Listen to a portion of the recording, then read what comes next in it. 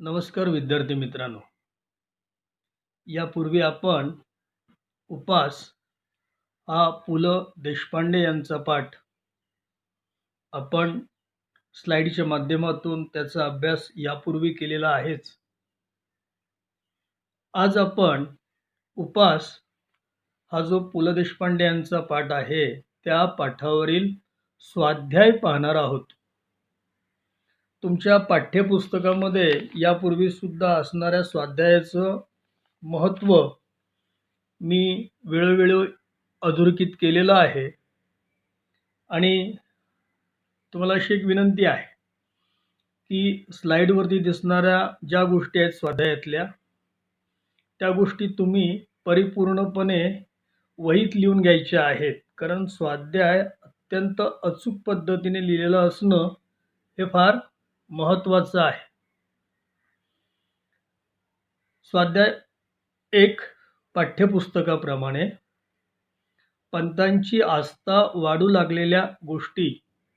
उपास या पाठामध्ये पंत हे मध्यमवर्गीय व्यक्तीचं प्रतिनिधित्व करणारं असं एक पात्र आपल्या समोर आलेलं होतं. आणि मग पंतांची आस्था वाढू लागलेल्या ज्या गोष्टी आहेत त्यामध्ये की कोणते पदार्थ आपण वर्ज्य केलेत की आपलं वजन कमी होईल या दृष्टीने काही गोष्टी आहेत. अशी 3 पर्यायी असं असणारी उत्तरं त्याची आहेत. पहिलं आहे आहारशास्त्राविषयी पुस्तकात डोके घातलेत. दुसरं आहे प्रोटीनयुक्त पदार्थ. तिसरं आहे चरबीयुक्त द्रव्य. हे जे असणारे जे शब्द आपण लिहितो त्या प्रत्येक शब्दाला गुण असल्यामुळे तो अचूक किंवा बिनचूक शब्द लिहिणं आवश्यक आहे. उचित जगह पे उचित शब्द लिखना आवश्यक है. उचित शब्द के लिए गुण दिया जाता है. मित्रहो, आता तुमच्या समोर दुसरी स्लाइड दिसते आहे आणि ही स्लाइड सुद्धा आकृत्या पूर्ण करा याच स्वरूपातली आहे. आकृत्या पूर्ण करा जेव्हा सांगितलं जातं तेव्हा आपल्याला त्या ठिकाणी ज्या आकृत्या आहेत त्या पेनाने काढणं गरजेचं आहे. यापूर्वी सुद्धा मी सांगितलेलं आहे. आणि त्यातली असणारं उत्तरं जी आहेत ती उत्तरं ही पेनाने लिहिणं अपेक्षित आहे. आणि असं केलं तर तपासणाऱ्याला खूप ते व्यवस्थितरित्या समजतं आणि गुणगान करणं सोपं होतं.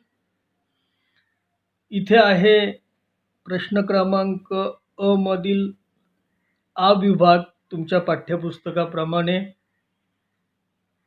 त्यातली कृती आहे पंतांच्या आहारतज्ज्ञ मित्रांनी वर्ज्य करायला सांगितलेल्या आहाराव्यतिरिक्तच्या गोष्टी. आता पंतांना खूप सारे सल्ले दिलेत, आपण पाठात पाहिलेले आहेत. आणि या सल्ल्यांमध्ये काही जे आहाराव्यतिरिक्त म्हणजे आहाराबद्दल तर खूपच काही सल्ले आहेत आणि आहाराव्यतिरिक्त याचा अर्थ आहाराशिवाय वेगळे अजूनही वेगळ्या प्रकारचे कोणते आहेत. पहिला आहे बटाटा शब्द न उच्चारणे. खाण्याच्या पलीकडचाच भाग आहे. बटाटा शब्द न उच्चारणे. दिवसा झोपणं सोडणे. तिसरी गोष्ट आहे पत्ते खेळायचे सोडणे. आणि चौथी गोष्ट आहे बोलणं सोडा. हे सल्ले आहेत सगळे. म्हणजे या ठिकाणी पहिला सल्ला आहे बटाटा शब्द न उच्चारणे. दुसरा सल्ला आहे दिवसा झोपणं सोडणे. तिसरा आहे पत्ते खेळायचे सोडणे. चौथा आहे बोलणं सोडून देणं. आता हे सगळं झाल्यानंतर या प्रश्न क्रमांक 1 मध्ये ई मधला जो भाग आहे त्यामध्ये पंतांच्या आहार नियंत्रणाविषयी त्यांच्या पत्नीच्या प्रतिक्रिया. आता सौभाग्यवतींची प्रतिक्रिया ही नक्कीच वेगळी असते आणि तशा 4 प्रतिक्रिया पंतांच्या सौभाग्यवतीने म्हणजेच बायकोने दिलेल्या आहेत. त्यातली पहिली आहे वजनाचं ते काय मेलं, होईल हळूहळू कमी. दुसरी आहे वाढलं तर वाढू दे वजन. तिसरी आहे स्वतःचं कमवून खातो आहोत. चौथी आहे कोणाचं मागून खात नाहीत. अशा एकंदर 4 प्रतिक्रिया आपल्याला अचूकपणे तिथे लिहावयाच्या आहेत. कुठलीही खाडाखोड इथे अपेक्षित नसते. सगळ्या गोष्टी व्यवस्थित लिहिणं अपेक्षित असतं, जेणेकरून आपल्याला गुणदान करणं हे सोपं जातं आणि सहजासहजी ज्या आकृत्या दिल्या तशाच काढा आणि त्या आकृत्यांमध्ये योग्य ठिकाणी शब्द भरा आणि भरल्यानंतर पेन्सिलने अधोरेखित करा. उचित जगह पे उचित शब्द लिखिए. शब्द को पेंसिल से अधोरेखित कीजिए, अंडरलाइन कीजिए और उचित योग्य शब्द लिखकर गुण प्राप्त कर सकते हैं. चला तर मित्रांनो, पुढच्या या स्लाइडकडे जाऊया. पाठ्यपुस्तकातील प्रश्न क्रमांक 2 आहेत आणि कारण शोधा असा एक त्याचा प्रश्न आहे. आता पाठ्यपुस्तकात असं जरी दिलेलं असेल तरी सुद्धा परिच्छेद लेखन, पॅरेग्राफ रायटिंग, त्या परिच्छेद लेखनामध्ये पॅरेग्राफ रायटिंगमध्ये तुम्हाला अशा प्रकारचा एखाद्या परिच्छेदावरती प्रश्न हा येऊ शकतो आणि मग तुम्हाला त्यातलं जे कारण आहे ते कारण अचूक कारण लिहावं लागतं. कधी कधी तुम्हाला स्वतःला ते कारण ठरवून लिहावं लागेल. इथे त्या दुसऱ्या अ मध्ये लिहिलेलं आहे, वजन कमी करण्यासाठी न बोलण्याचा उपाय पंतांना जमणार नव्हता कारण. पुन्हा एकदा पहा, वजन कमी करण्यासाठी न बोलण्याचा उपाय पंतांना जमणार नव्हता कारण पंत टेलिफोन ऑपरेटर म्हणून नोकरी करत असल्यामुळे किंवा करत होते. थोडी रंगसंगती वेगळी आहे. काळ्या रंगाने त्याचा प्रश्न दाखवलेला आहे तर निळ्या रंगाने या ठिकाणी उत्तर आहे. दुसरा आ विभाग जो आहे त्यामध्ये बाबा बर्वे पंतांच्या समाचाराला आले नाहीत. पंतांचे जे वेगवेगळे त्या बटाट्याच्या चाळीतले जे मित्र होते त्या बऱ्याच मित्रांनी बरेच सल्ले दिलेत. आहारविषयक सल्ले, आहाराव्यतिरिक्त सल्ले, हे सगळं केलं. परंतु बाबा बर्वे नावाचे जे पंतांचे जे मित्र होते ते मात्र समाचार म्हणजे विचारपूस करायला मात्र आले नाहीत आणि त्याचं कारण इथे सांगितलेलं आहे. उपास हे त्यांचे खास राखीव कुरण होते. आता कुरण जो शब्द असतो, राखीव कुरण जे आहेत हे पशूंसाठी, गाय, बैल, म्हैस, रेडे ही जी चराऊ जी चरतात त्यांच्यासाठी कुरण असतात. परंतु इथे उपहासात्मक पद्धतीने राखीव कुरण आणि उपास यामध्ये विनोद निर्मितीच्या साठी या ठिकाणी अशा प्रकारची शब्द रचना केलेली आहे आणि यातून शाब्दिक विनोद साधण्याचा एक प्रयत्न या ठिकाणी पुलंनी केलेला दिसून येतो आणि तो आपल्याला अभिप्रेतच आहेत. आणि अशा प्रकारे या संदर्भामध्ये जेव्हा आपण ज्या ज्या गोष्टी पाहतो त्यावेळी इथे मात्र एक लक्षात घ्यायला हवं, निळ्या रंगातून जे काही वाक्य आहेत ते वाक्य लिहिल्यानंतर पेन्सिलने त्या पूर्ण वाक्याला अधोरेखित करायचं आहे. एक एक शब्द नाही तर पूर्ण वाक्य अधोरेखित करायचं आहे, कारण आपल्याला उत्तर जे आहे ते पूर्ण वाक्यात द्यायचं आहे, एका शब्दात नाहीत. या ठिकाणी लक्षात ठेवायला हवं, पूर्ण वाक्य अपेक्षित आहे, शब्द नाहीत. दिए गए हुए वाक्य में पूर्ण वाक्य में उत्तर लिखना बहुत ज़रूरी है. एक शब्द में नहीं, पूर्ण वाक्य में, संक्षेप में नहीं, पूर्ण वाक्य में जवाब लिखना सही होगा. विद्यार्थी मित्र, तुमच्या समोर आता एक पूर्ण भरलेली अशी एक स्लाइड दिसते आहे. हा तुमचा तिसरा कृतीवरचा आधारित असणारा प्रश्न आहे आणि या पाठाच्या आधारे खालील संकल्पनांचा अर्थ स्पष्ट करा. पाठाच्या आधारे म्हटलं तरी सुद्धा मी इथे भीष्म प्रतिज्ञेमध्ये एक ओळ संदर्भासाठी आहे. तुम्हाला थोडासा संदर्भ देणं इथे अपेक्षित आहे.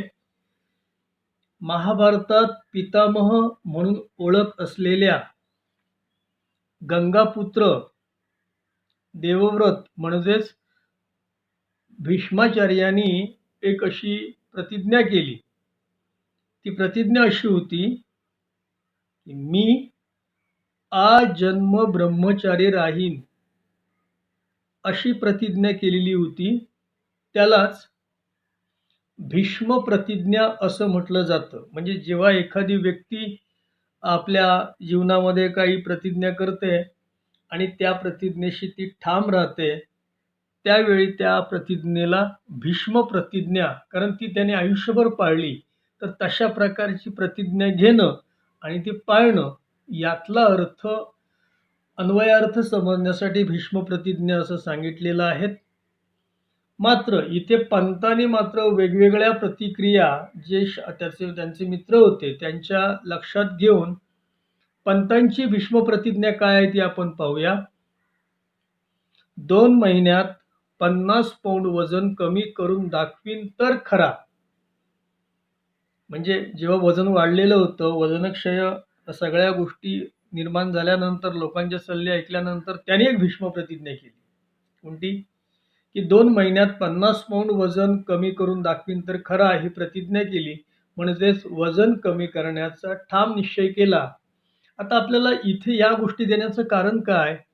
तर स्वमताच्या संदर्भात तुम्हाला जेव्हा काही मांडणी करायची असेल, त्यावेळी आपल्याला या गोष्टींची सहज गरज आपल्याला दिसून येईल. दुसरं असं एक आहे संकल्पनांमध्ये, बाळसेदार भाज्या. आता खरं जर हा शब्द पाहिला तसा तर लहान मुलं जेव्हा असतात तेव्हा ती बाळसं घेतात असा एक उल्लेख येतो. म्हणजे थोडीशी ती दष्टपुष्ट होतात आणि त्याला आपण असं म्हणतो बाळानं बाळसं घेतलेलं आहे. म्हणजे थोडं गुटगुटीत झालेलं बाळ असेल त्याला बाळसं घेणं असं म्हटलं जातं. आणि या ठिकाणी या पंतांच्या डाएटच्या बाबतीतला कुटुंबाचा उत्साह अवर्णनीय होता.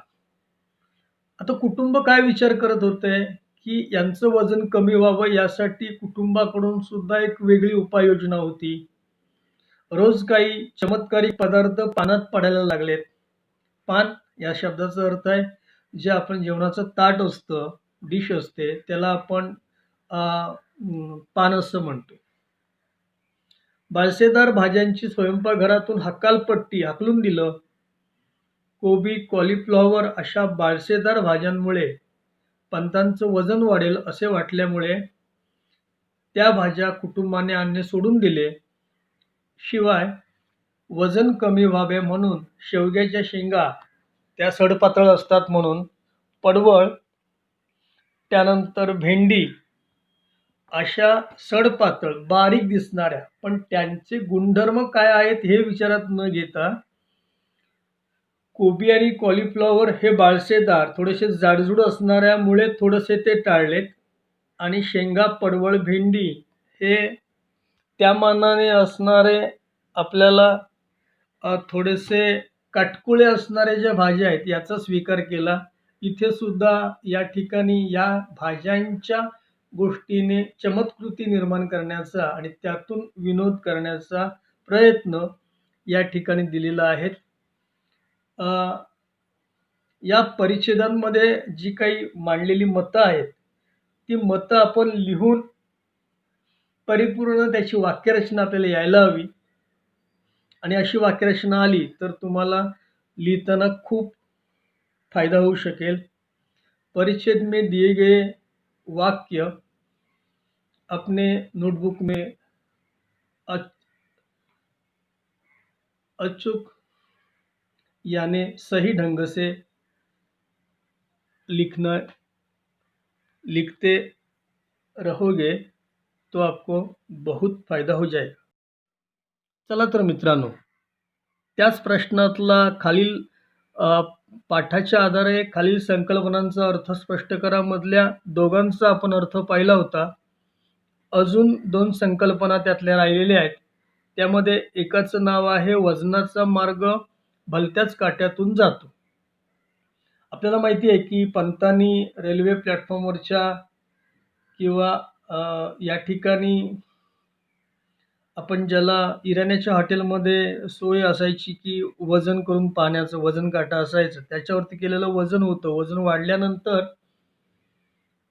पंतांनी वजन कमी करण्यासाठी आहारशास्त्रावरील पुस्तकं वाचून काढलीत. चरबीयुक्त द्रव्य, प्रोटीनयुक्त पदार्थांबद्दलची त्यांची आस्था वाढलीत. पंतांच्या आहारतज्ज्ञ मित्रांनी वर्ज्य करायला सांगितलेल्या आहाराव्यतिरिक्तच्या गोष्टी या सर्वांचं त्यांनी पालन केलं. पण हे सगळं पालन करून सुद्धा त्यांचं वजन झालं 192 पौंड. आणि एवढं सगळं आहार नियंत्रण केलं. आहार नियंत्रण कसं केलं हे आपल्याला माहिती आहे. तरी सुद्धा वजन वाढलं आणि म्हणून पंतांनी यापुढे जन्मात डाएटच्या आहारी न जाण्याचे ठरवलेत. आणि त्याचं कारण असं होतं, त्यांच्या मते एवढे करूनही वजन कमी झाले नाहीत. कारण वजनाचा मार्ग भलत्याच काट्यातून जातो. म्हणजे वजन आणि आहार यातील काही सहसंबंध त्यांना काही वाटला नाहीत आणि वजन करण्यासाठी यापेक्षाही वेगळे काहीतरी उपाय असतील असं त्यांना वाटू लागलं. त्यानंतर असामान्य मनोनिग्रह असा एक इथे अशी एक संकल्पना आहे. मनोनिग्रह म्हणजे मनाशी ठाम निश्चय करणे असा त्याचा अर्थ होतो. पंतांच्या सर्व मित्रांनी वेगवेगळ्या स्वरूपाचे सल्ले दिल्यानंतर चिडून निश्चय केला की वजन उतरेपर्यंत उपास. आणि असं मगाशी जसं एक भीष्म प्रतिज्ञा केली तसं एक विचार डोक्यात आणला पंतांनी की वजन उतरेपर्यंत उपास. काटकुळे झाल्याची स्वप्न त्यांना पडू लागलीत. भरल्या ताटावरून म्हणजे ते डिश ते उठू लागलेत. बिन साखरेचा आणि बिन दुधाचाच काय, पण बिन चहाचा देखील चहा ते पिऊ लागलेत. साखर पाहून त्यांच्या अंगाचा तिळपापड होई या ठिकाणी हा वाक्प्रचार आहे, आपल्या लक्षात येईल. ते फळांवर जगू लागले, दोरीवरच्या उड्या मारू लागले, कचेरीतून सुटल्यावर गिरगाव रस्त्याने धावू लागलेत. पंधरवडा भरात फक्त 2 वेळा साखर भात, एकदा कोळंबी भात, एकदा नागपुरी वडा भात, एवढे सगळे अपवाद वगळता त्याने भाताला स्पर्श केला नव्हता. म्हणजे सगळं एवढं खाऊन सुद्धा बाकी म्हणतायत की स्पर्श केला नाहीत. पंतांना भीती वाटत होती ती प्रशस्तीने मुठभर मांस वाढण्याची. लोकांनी प्रशस्ती केली, शाबासकी दिली तर मुठभर मांस वाढण्याची. परंतु त्यांच्या असामान्य मनोनिग्रह आणि जिभेवर ताबा असल्यामुळे त्यांना 20 ते 25 पौंड वजन कमी होण्याची अपेक्षा होती. मात्र आपण असं पाहिलं की त्यांचं हे जी काही अपेक्षा असणारे जे वजन आहेत ते कमी न होता निश्चितच त्याच्यामध्ये वाढ झाली. आणि त्यांनी जो मध्यमवर्गीय माणसाने केलेला संकल्प कसा धुळीस मिळतो याचं प्रतिकात्मक चित्रण या ठिकाणी पुलंनी मांडलेलं आहे आणि ते आपल्यासमोर सादर केलेलं आहे. त्याचा हा एक उत्तम नमुना आहे असंच आपल्याला म्हणावं लागेल. चला तर मित्रांनो, पाठ्यपुस्तकातील कृती क्रमांक 4 या चौथ्या कृतीकडे आपण चाललेलो आहोत. कृतीची सूचना काय आहे पहा. खालील शब्दसमूहासाठी पाठातून एक शब्द शोधा. आणि व्याकरण विभागामध्ये हा विभाग येत असल्यामुळे आपल्याला इथे नीट लक्ष द्यायचं आहे. त्यातील अ आहे ठरवलेले व्रत मध्येच सोडणे. म्हणजे पंतांचा व्रतभंग झाला अशा ज्या काही गोष्टी आहेत त्यामध्ये ठरवलेले व्रत मध्येच सोडणे म्हणजे व्रतभंग, वजन घटवण्यासाठी आहार बदलण्याची कल्पना, आहार परिवर्तन, भाषेचा नदीसारखा प्रवाह, वाक्प्रवाह. त्यानंतर अचूक शब्द ओळखून लिहा. खरे 4 शब्द दिले जातात, त्यातला एक शब्द अचूक असतो. या ठिकाणी निळ्या रंगातील जो दिलेला शब्द आहे हा अचूक आहे. पहिला आहे वडिलांसोबत, दुसरा आहे वडिलांसोबत, वडिलांसोबत, वडिलांसोबत. इथे वेलांटीमध्ये ऱ्हस्व दीर्घ, थोडासा आकार उकार, काना मात्रा या गोष्टी याकडे लक्ष द्यायला हवं आपल्याला. आणि मात्र इथे लिहिताना जो अचूक शब्द आहे तोच लिहायला पाहिजे. तेवढाच एक शब्द लिहायचा, बाकी 4ही शब्द कधीही लिहायचे नाही. दुसरं आहे तालमीला, तालमीला, तालमीला, तालमीला, असे 4 आहेत. आणि तालमीला जो दुसरा शब्द आहे तो शब्द या ठिकाणी उचित आहे किंवा बरोबर आहेत. तिसरं गाराहानी, गाऱ्हाणी, गाऱ्हाणी, गाऱ्हाणी, असे एकंदर 4 शब्द दिलेले आहेत. त्यामध्ये दुसरा शब्द इथे थोडा, तो गाऱ्हाणी शब्द जो आहे तो पाठ्यपुस्तकात नीट पाहून लिहा, कारण इथे फॉन्ट साईजमुळे या ठिकाणी त्याचा उच्चार बदलतो, म्हणजे अक्षर वेगळं होतं. त्यामुळे तुम्हाला इथे शब्द वेगळा दिसेल, कदाचित एखाद्याला वाटेल की चुकीचं आहे, तर तसं ते नाहीत. तर या ठिकाणी चुकीचा तो नसल्यामुळे या ठिकाणी आपल्याला असं दिसून येतं की तो फॉन्ट साईज जरा समजून घ्या, जेणेकरून आपल्याला तो शब्द योग्य पद्धतीने लिहिता येईल. या ठिकाणी अचूक शब्द ओळखा. त्या ठिकाणी सुद्धा जे 4 शब्द, एकूण 6 शब्द दिले जातात परीक्षेमध्ये, आणि त्यापैकी 4 शब्द अचूक लिहायचे आहेत. पण मला असं इथे नमूद करायचं आहे, सांगायचं आहे की जेव्हा 6 शब्द असतील तेव्हा तुम्ही इंग्रजी माध्यमातली मुलं असल्यामुळे काही जणांच्या घरी मराठी भाषा बोलली जात नाहीत आणि त्यामुळे त्यांना थोडंसं अवघड होतं, आणि त्यामुळे त्यांनी ते 6ही शब्द, पहिला, दुसरा, तिसरा, चौथा, पाचवा, 6वा, हे 6 शब्द लिहिणं अपेक्षित आहे. त्यातले कोणतेही 4 बरोबर आलेत आणि एखादा समजा चुकला तर आपल्याला पुढचे जे आहेत त्याला मार्क्स मिळतात आणि 2 पैकी 2 मार्क्स मिळू शकतात. आणि त्यामुळे 6 शब्द पूर्ण तुम्ही लिहा, म्हणजे जेणेकरून तुम्हाला 2 पैकी 2 गुण मिळू शकतील. इथे 4 शब्द लिहिण्याची गरज नाही. जो अचूक एक त्यातला जो शुद्ध शब्द असतो तेवढा शब्द लिहिणं अपेक्षित आहे. विद्यार्थी मित्र, आपण जेव्हा या पाठाचा उपास हा पु ल देशपांडे लिखित जो पाठ आहे त्या पाठाचा जेव्हा आपण अभ्यास केला PPTच्या माध्यमातून, तेव्हा तुम्हाला मी सर्वात शेवटी वाक्प्रचार दिलेले होते आणि त्यामध्ये एक अभ्यास दिला होता की या वाक्प्रचारांचा अर्थ नीट समजावून घ्या, वहीत लिहा, आणि त्याचा क्रम जो आहे तो क्रम लावा असं सांगितलेलं होतं. क्रम लावताना काय गोष्टी होणार होत्या जे लक्षात आल्या असतील.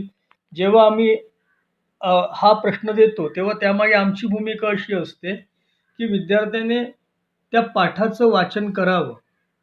त्यानंतर दिलेला जो काही या ठिकाणी वाक्प्रचार आहे तो वाक्प्रचार कोणत्या संदर्भाने आलेला आहे तो संदर्भ लक्षात घ्यावा, आणि त्या वाक्प्रचाराचा अर्थ लक्षात घेतल्यानंतर निश्चितच तुमच्या ज्ञानात भर पडेल, अर्थ कळेल आणि तुम्हाला गुणसुद्धा नीट मिळू शकतील.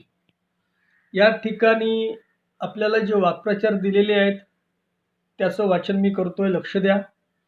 काळ्या रंगाने दाखवलेल्या ज्या गोष्टी आहेत ते वाक्प्रचार आहेत, आणि निळा रंग जो तुमच्या समोर दिसतोय ते या ठिकाणी असणारे त्यांचा अर्थ आहे. पहिला आहे वाक्प्रचार हात दाखवून अवलक्षण, आणि त्याचा अर्थ आहे आपण होऊन संकट करून घेणे. दुसरं आहे सुरुंग लावणे. त्याचा अर्थ आहे एखादा बेत उधळवून लावणे. तिसरं आहे अंगाचा तिळपापड होणे आणि अर्थ आहे खूप संताप येणे. चौथा आहे मुठभर मांस चढणे आणि त्याचा अर्थ आहे स्तुतीने हुरळून जाणे. आता नुसते इथे अजूनही एक आपल्याला काम करता येईल. जरा पुढे अजून जाऊन खालील वाक्प्रचार व त्यांचे अर्थ यांच्या जोड्या जुळवा. मी असं म्हणेन थोडं पुढे जाऊन की या ठिकाणी नुसत्या जोड्या जुळवूनच उपयोग नाहीत.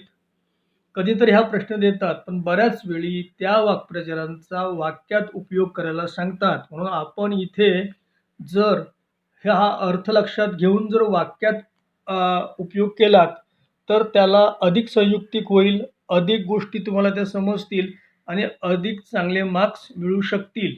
आणि त्यामुळे तुम्ही या ठिकाणी वाक्यात उपयोग करणं हे आवश्यक आहे, जेणेकरून तुम्हाला वाक्प्रचारांसाठी असणारे जे 4 गुण आहेत ते गुण तुम्हाला सहजपणे मिळू शकतील आणि ते मिळावेत. आणि म्हणून तुम्ही मात्र प्रत्येकाचं वाक्य हे वेगळं असायला पाहिजे. एकच वाक्य घेऊन 4 वाक्प्रचारांमध्ये त्याचा अर्थ वाक्यात उपयोग करायचा नाहीत, ही गोष्ट मात्र लक्षात ठेवायला हवी. विद्यार्थी मित्र, तुम्हाला परीक्षेच्या दृष्टीने सराव व्हावा यासाठी या ठिकाणी एक परिच्छेद घेऊन तुम्हाला त्यावर आधारित ज्या कृती आहेत त्या कृतींचा सराव व्हावा या उद्देशाने या ठिकाणी सराव कृती एक दिलेली आहे. आणि त्या सराव कृतीमध्ये आपल्याला काही कृती दिलेल्या असतात. तुम्हाला यापूर्वी सुद्धा मी याचं मार्गदर्शन केलेलं आहे आणि त्यामध्ये आपल्याला ज्या पहिल्या 2 कृती येतात या आकलन कृती असतात.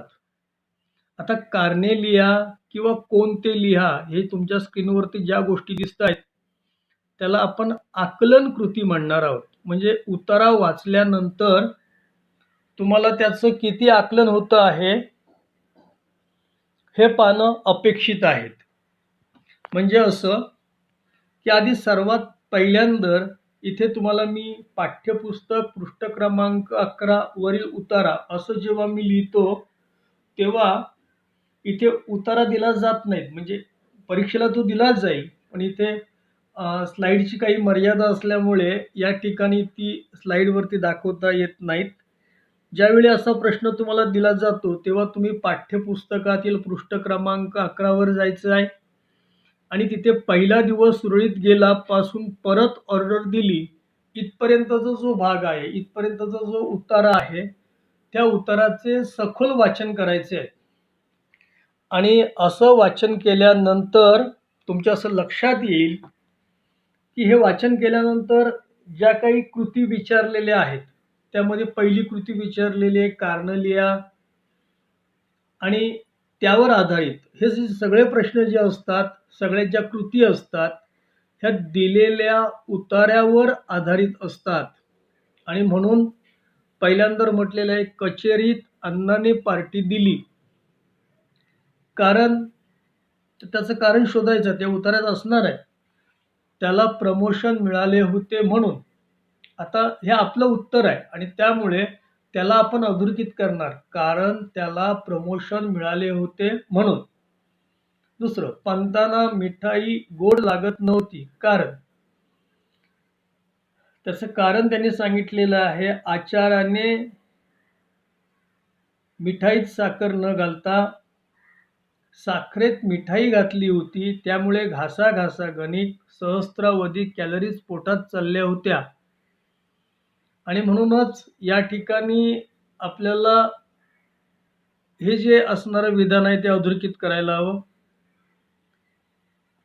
त्यानंतर दुसरा आकलनावर आधारित असणारी जी कृती आहे, कृतीयुक्त प्रश्न आहे तो आहे पंतांवर सूड घेणारा. तर तो पंतांवरती सूड घेणारा म्हणजे कॅन्टीनचा जो आचारी होता या ठिकाणी अण्णा नाडगौडाची जी पार्टी होती त्यासाठी खूप त्याने पदार्थ तयार केले होते आणि जणू काही माझ्या जो काही व्रत कमी करण्याचा किंवा वजन कमी करण्याचं जे काही विरोध केलं होतं त्याच्यावरती सूड घेण्याचा प्रयत्न करणारा कोण असेल तर तो इथे आपल्याला दिसून येतो एक कॅन्टीनचा आचारी. आता सहसंबंधच नव्हता. ज्याने ऑर्डर दिली होती त्या ऑर्डरप्रमाणे ते वस्तू तयार करणं हे आचार्याचं काम होतं. मात्र या ठिकाणी विरोधाभास कसा असतो हे दाखवण्याचा त्यामध्ये तो प्रयत्न आहे. त्यानंतर भाज्यांची ऑर्डर देण्यामागे कारणीभूत ठरलेला आणि हा जो कारणीभूत ठरलेला जो आहे तो भिकोबा मुसळे आहेत. म्हणजे त्यांनी सांगितलं की जर भजी नसतील तर पार्टी कशी? तर अजूनही भाज्यांची ऑर्डर त्यांनी दिली अण्णा नाडगौडाने आणि त्यामुळे त्याच्यासाठी टोमणं मारणारा जो होता तो भिकोबा मुसळे आणि त्याच्याचमुळे इतरांना सुद्धा पार्टीमध्ये भजी खायला मिळालीत. म्हणजे या ठिकाणी सगळ्या गोष्टी अधोरेखित आहेत. आपण तारतम्य भाव ओळखून स्वभाव वैशिष्ट्य वेगवेगळ्या व्यक्तींची काय असतात ती घेऊन त्यावर आधारित कसा विनोद साधता येतो हा एक प्रयत्न या ठिकाणी झालेला आहे.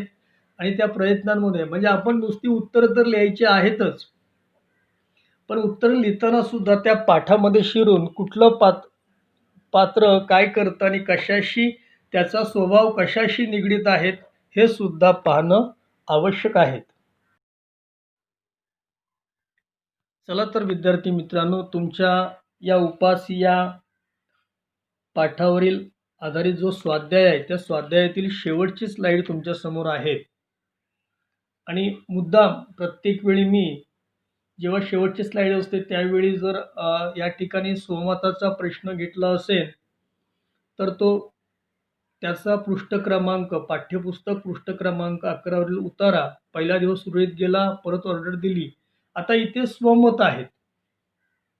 आपल्याला पुन्हा एकदा स्वमतासाठी 3 गुणांचा हा प्रश्न असतो आणि तुमची आकलन क्षमता किंवा निर्णय क्षमता किंवा तुमचा जो काही बौद्धिक विकास आहे या सगळ्यांचं मूल्यमापन करण्याचं हे ठिकाण आहे.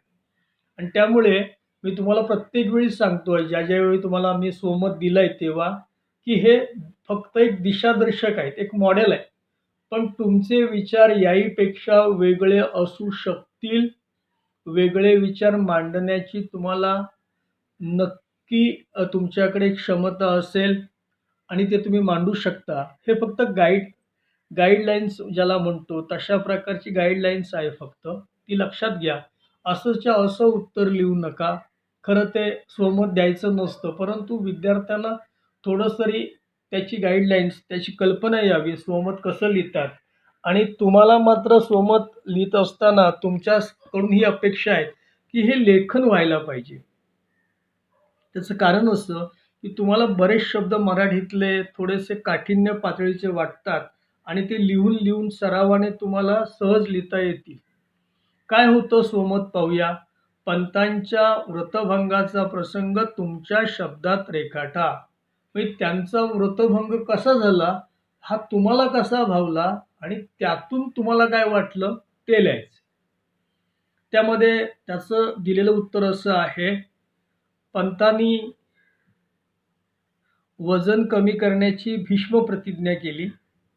आपण ती माहिती असेल की मी त्यांची भीष्म प्रतिज्ञा आहे की वजन 2 महिन्यात 50 पाऊंड वजन कमी करून दाखवेन तर खरा, अशी त्यांची एक भीष्म प्रतिज्ञा आहे.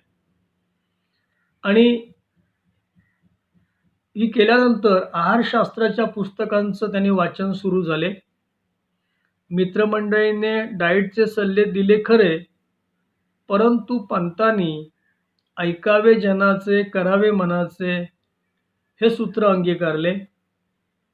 व्रताची खबर कचेरीत पोचली होती. कचेरी म्हणजे कार्यालय, ऑफिस. डाएटचा प्रवास हा सुरू झालेला होता. पहिला दिवस सुरळीत गेला आणि दुसऱ्या दिवशी व्रतभंगाचा प्रसंग पंतांच्या आयुष्यात आला. कसा आला तर कचेरीत अण्णा नाडगौडाला प्रमोशन मिळाले होते, म्हणून त्याने साऱ्या विभागाला पार्टी दिली. कॅन्टीनच्या आचार्याने जणू काही पंतांच्या डाएटवर सूट घ्यायचं ठरवले होतं. पदार्थ न खावे तर अण्णाला वाईट वाटणार, आणि आचार्याने मिठाईत साखर न घालता साखरेत मिठाई घालून आणली होती. घासाघासा गणिक सहस्त्रावधी कॅलरीज पोटात चालल्या होत्या. बटाटे वडे होते, अस्सल वनस्पती तुपातला चिवडा होता आणि भिकोबा मुसळेच्या टोमण्यांमुळे मागवलेली भजी पण होती. अशा या सर्व पदार्थांमध्ये व मित्रांच्या कुशींमुळे पंतांचा व्रतभंग झाला असं आपल्याला दिसून येईल.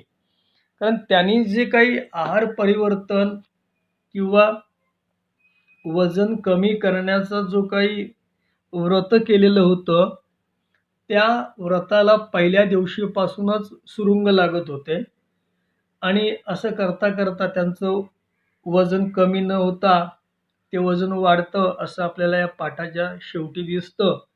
आणि मग यातूनच पुलंनी सामान्य मनुष्य, मध्यमवर्गीय मनुष्य कशा प्रकारचा संकल्प करतो आणि तो संकल्प तडीस न जाता त्याचे कसे 12 वाजतात, या दृष्टीने इथे जे उपहासात्मक लेखन करून जो काही या ठिकाणी विनोदाचा भाग साधलेला आहे, तो आम्ही सर्वांनी त्याचा आस्वाद घेतलेला आहे. आणि आस्वादानंतर आपल्याला आपल्या आयुष्यात हा उपासा पाठ जरी लेखनासाठी अपेक्षित असला तरीसुद्धा जास्तीत जास्त पुन्हा पुन्हा वाचन करून यातील जो विनोद आहे तो विनोदाचा भाग अधिकाधिक समजावून घेणं, अधिकाधिक लेखन सराव करणं आणि लेखन सरावातून मराठी भाषा चांगली अवगत करण्याचा जो प्रयत्न आहे तो करणं, जेणेकरून लेखन, वाचन, श्रवण या गोष्टी आपण सातत्याने करत राहिलो तर आपल्याला कोणतीही भाषा ही सहज साध्य आपल्याला येऊ शकेल, तशी ती यावी. त्यासाठी तुमचे प्रयत्न आहेतच, ते अधिक व्हावेत. आणि सर्वांनी हे प्रयत्न करून अधिकाधिक गुण मिळणं हे तुमच्या कष्टांवरती अवलंबून आहेत. परंतु भाषा, मराठी भाषिक म्हणून किंवा अन्य भाषिक लोकांनासुद्धा चांगल्या रीतीने मराठी बोलता यावं, याच उद्देशाने पाठ्यक्रमामध्ये या अक्षर भारतीचं या ठिकाणी नियोजन आहेत ते सफल व्हावं ही सदिच्छा व्यक्त करतो आणि मी इथे थांबतो.